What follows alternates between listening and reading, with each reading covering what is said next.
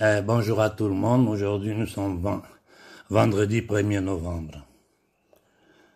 Je m'inspire d'un post que le frère Béanzin a fait hier. J'en avais même en parlé.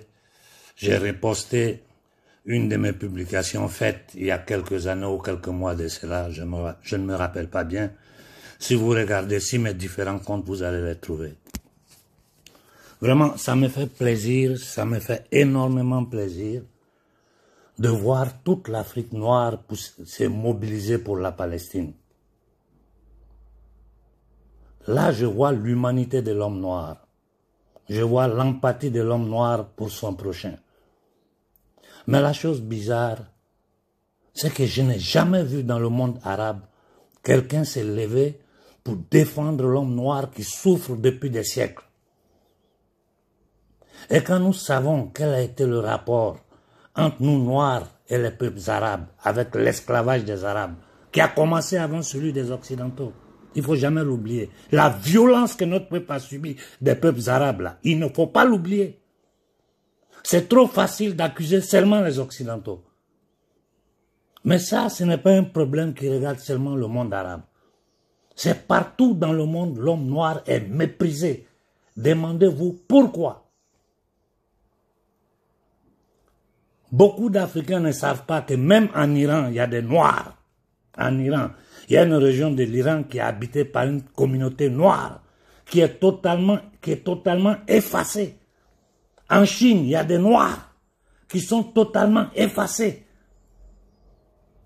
Donc c'est trop facile d'accuser simplement la société civile blanche occidentale. Le mépris, la non-considération de l'homme noir, ça ne vient que de nous.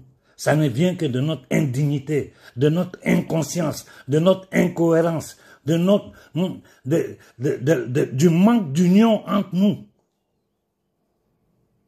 Regardez aujourd'hui aux États-Unis.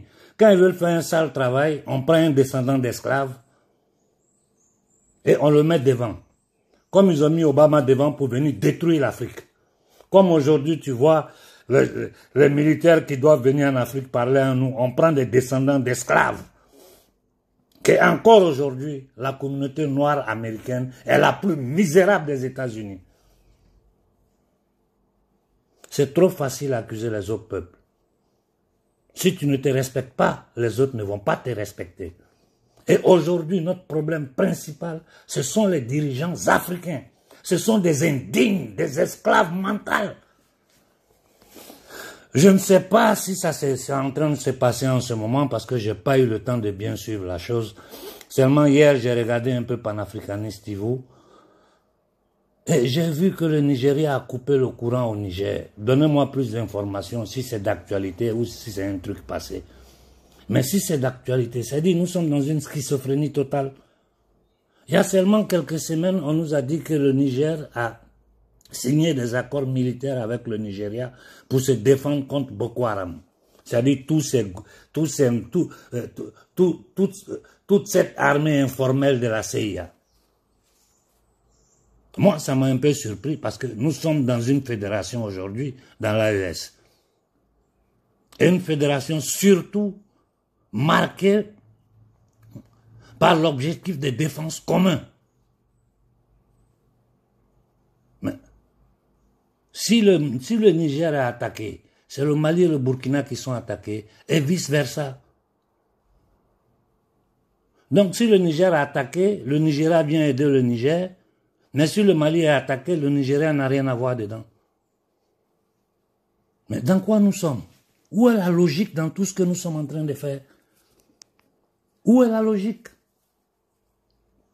Vous signez des accords militaires, après, quelque temps après, avec la pression de la CEDEAO, qui n'est rien d'autre qu'un organisme de l'Union nazie européenne, avec des nègres de salon qui vivent au beurre, pendant que le 99% du peuple qui disent représenter est dans la misère, j'ai dit des batraciens nègres de salon. Vous coupez le courant au Niger.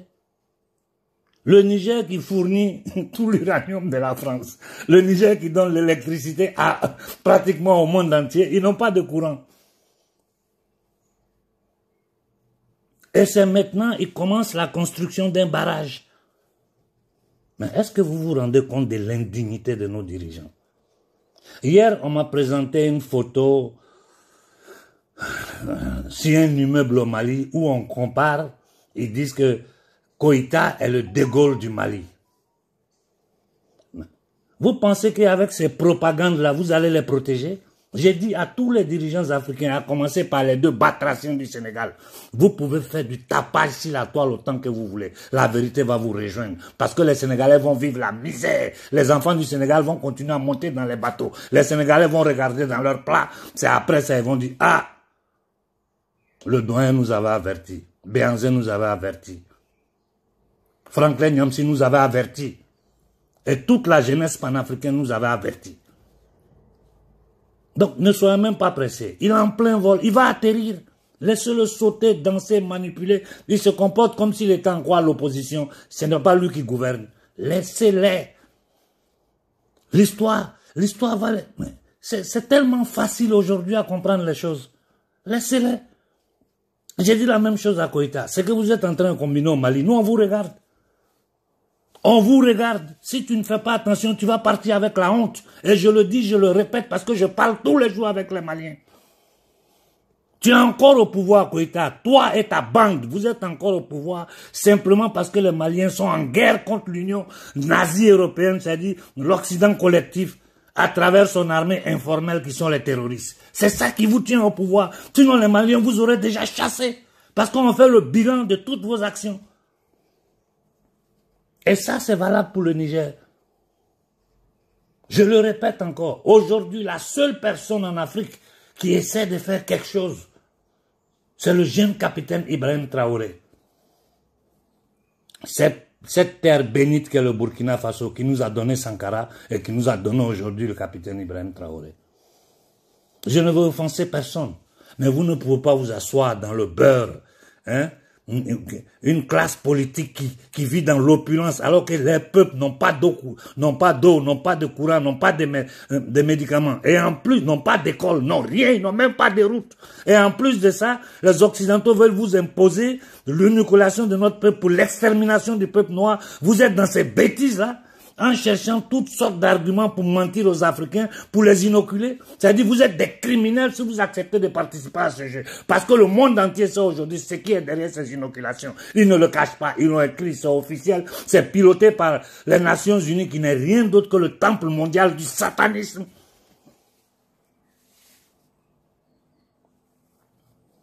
Les dégâts que ces inoculations ont fait aujourd'hui. Mais il y a des tribunaux qui ont commencé à se prononcer. Vous trouvez normal qu'un criminel comme Bill Gates est reçu par les chefs d'État africains? Qu'aujourd'hui, il va aller inoculer les enfants qui naissent au Kenya. Le batracien qui est assis sur le Kenya, là. Mais c'est honteux. L'homme noir est maudit ou quoi? Nous sommes maudits ou quoi?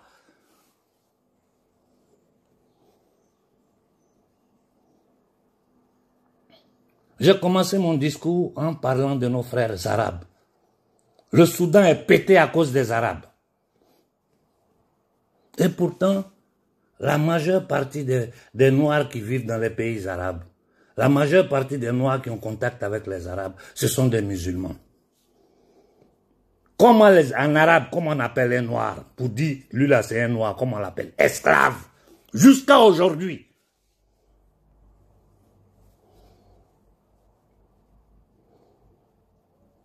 Donc on est toujours dans la même logique. Les Ashkénazites d'origine Kaza considèrent que vous, les Arabes, vous êtes des cafards, des inférieurs. Qu'une scatologie dit qu'ils doivent vous exterminer pour prendre vos terres.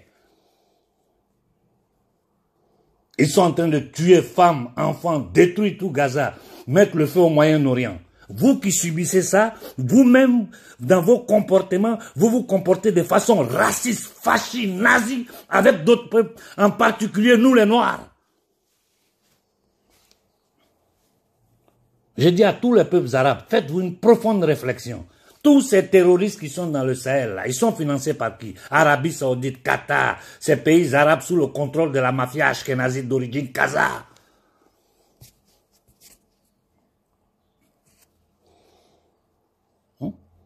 Qu'est-ce que notre peuple n'a pas subi?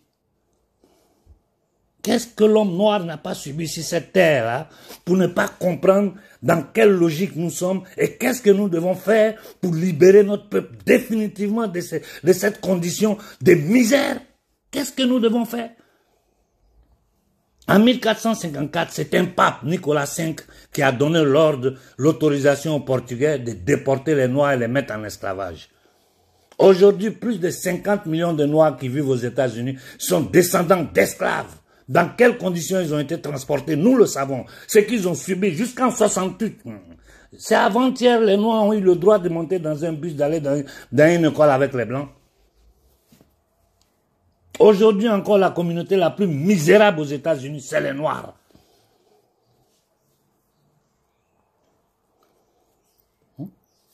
Ils sont revenus après que nos grands-pères ont versé le sang pour libérer la France. Ils sont revenus en Afrique, nous imposer le franc CFA. Koïta, avant qu'on te compare à De Gaulle, là, De Gaulle a fait les intérêts de son peuple. De Gaulle a résisté contre le pouvoir anglo-saxon. Voilà pourquoi en 68, ils l'ont fait sauter. De Gaulle a résisté à l'OTAN. C'est le Zagrebien, le Khazar de Sarkozy et compagnie qui ont remis la France aux mains de l'OTAN.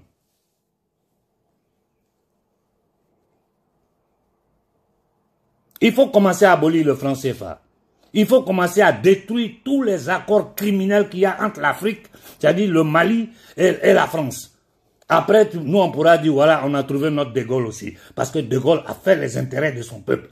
Toi, tu n'es pas en train de faire les intérêts du Mali. Si tu es en train de le faire, ça ne se voit pas. Démontre-nous que tu es en train de le faire. Je vous ai dit, les circonstances de la vie ont fait que vous vous êtes retrouvés au pouvoir parce que tu n'étais pas prêt à être président. Dans tes rêves les plus fous, toi, Assimi Goïta, tu n'as jamais espéré dans ta vie d'être président au Mali.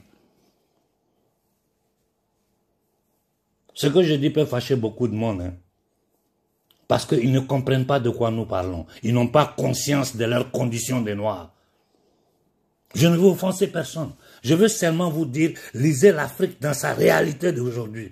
Lisez l'Afrique nouvelle. Ne pensez pas que la nouvelle génération de jeunes Africains vont accepter que vous restez dans ce système criminel usurier de l'Occident collectif pendant que vous, votre famille et la petite clique, la petite bourgeoisie nègre, esclave, lavée, parfumée, bien nourrie, vont continuer à vivre dans l'opulence pendant qu'au Mali, au Niger, au Burkina, en Côte d'Ivoire, partout en Afrique, on n'a pas d'eau, on n'a pas de courant, on n'a pas d'électricité. Quand tu sors des grandes villes, tu vas dans l'Afrique profonde, tu vois des misères, tu te dis, mais c'est pas possible. L'Afrique est un paradis. Tout ce qui sert à l'être humain pour vivre dans l'opulence se trouve en Afrique, de façon abondante. C'est le reste du monde qui devait immigrer chez nous. Mais c'est nous qui sommes dans les bateaux. C'est nous qui sommes humiliés. Tu regardes le discours de tout l'Occident aujourd'hui, on ne parle que d'immigration, les envahisseurs.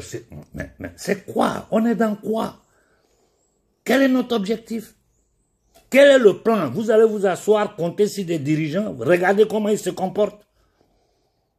Le peuple assis est dans l'amusement. Quand tu vas sur TikTok, tu vois des choses. Hein? Des gens qui s'autoproclament leaders panafricains, ils ne savent rien de ce qu'ils... Ils ne connaissent rien, ils sont nuls. Ils ne sont même pas conscients d'eux-mêmes pour dire qu'ils vont comprendre le système criminel qui est derrière la gouvernance mondiale. Et en plus, c'est des hypocrites, des lâches, parce que le plus grand danger qui nous menace, les gens n'osent pas en parler. Il faut que ce soit toujours Béhanzin ou moi qui mettons la main dans l'eau sale pour... Mais on est dans quoi? En tout cas, je m'arrête là pour dire à nos frères arabes, nous sommes de tout cœur avec vous. Nous vous soutenons à 100%. Nous allons combattre jusqu'à ce que la Palestine soit libre. Mais faites-vous une profonde réflexion. Vous, Algériens, Marocains, comment les Noirs sont traités au Maroc, en Algérie, en Tunisie. Je sais. J'ai des amis arabes qui sont des amis frères, comme si on était du même sang.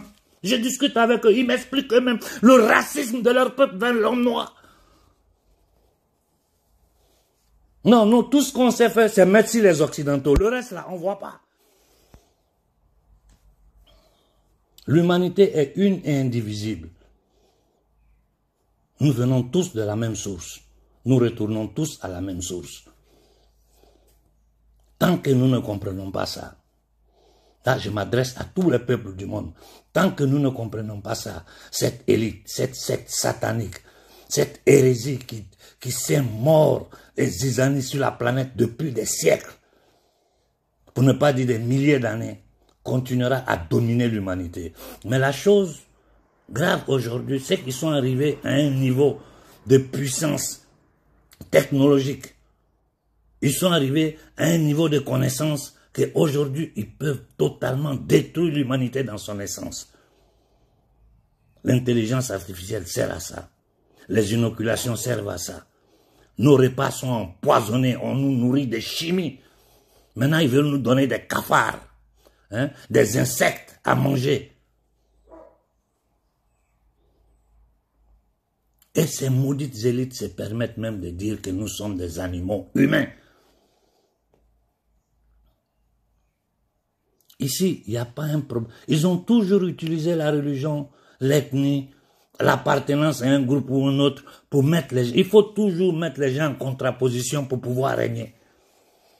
Moi, je m'assois souvent, je regarde toute la manipulation qu'il y a sur la toile. Combien en France, en Italie, partout, toutes ces chaînes YouTube, ces groupes qui sont nés là. Celui qui connaît le système, tu regardes un canal une fois, tu comprends ce que c'est.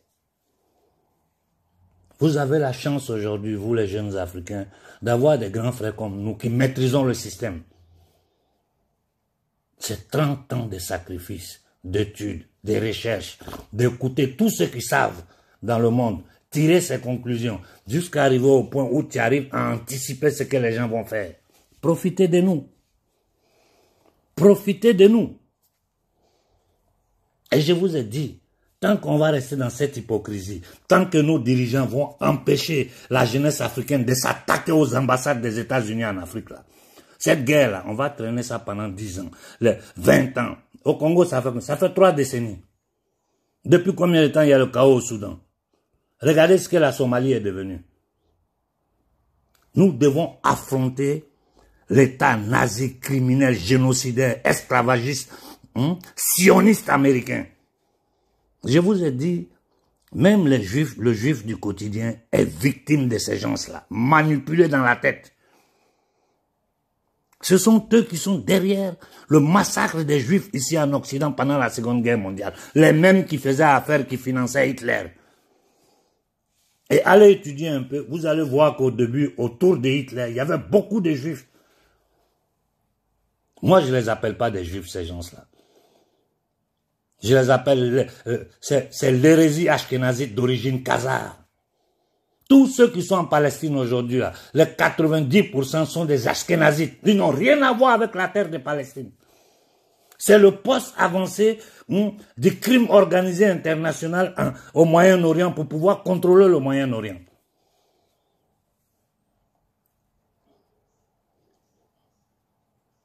En tout cas, à nos frères arabes, vous avez intérêt à changer de position. Vous avez intérêt à comprendre que vous n'êtes supérieur à personne. Comme je le dis toujours à tous les peuples, je le dis même entre nous Africains, il y a des Africains qui se croient supérieurs à d'autres Africains. Ça, c'est l'imbécilité de l'être humain, ça. C'est le manque de conscience de l'être humain. Entre nous Africains, même, il y a des Africains, des Noirs qui considèrent d'autres Noirs comme leurs inférieurs. Je sais, vous-même, vous savez de quoi je parle. À l'intérieur de groupes ethniques. Donc, on ne doit pas être surpris de voir ce que nous subissons à l'extérieur. Il est temps que l'homme noir prenne ses responsabilités. Il faut affronter les États-Unis d'Amérique. Parce que c'est le chef de gang. C'est eux qui sont derrière tout ça à travers la mafia qu'ils appellent CIA. Le cas du Niger, plus de 70% de la population du Niger vit avec moins d'1 € par jour. Je répète, plus de 70% de la population du Nigeria vit avec moins d'1 € par jour. Et ils disent que le Nigeria se développe. Ils veulent imposer la monnaie digitale où des millions de Nigériens n'ont pas de courant et n'ont pas d'internet. Je vais vous poster des documents pour vous faire voir les conditions de vie au Nigeria. Le gars qui a la tête du Nigeria, c'est quoi? C'est la mafia nigériane. Une des mafias les plus dangereuses au monde.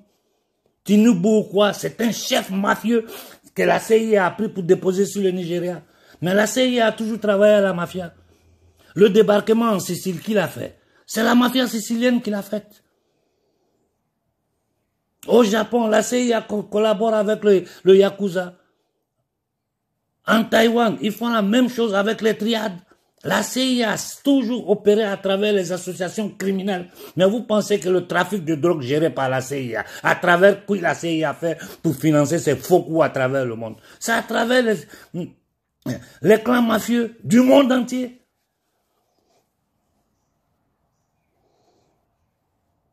Il faut nous préparer à affronter les Américains sur le sol africain. Il faut se préparer à ça. On n'a pas besoin de violence. Vous avez vu au Niger, on s'est levé, ils sont partis. Partout où le peuple africain, la jeunesse africaine va se mettre sur pied.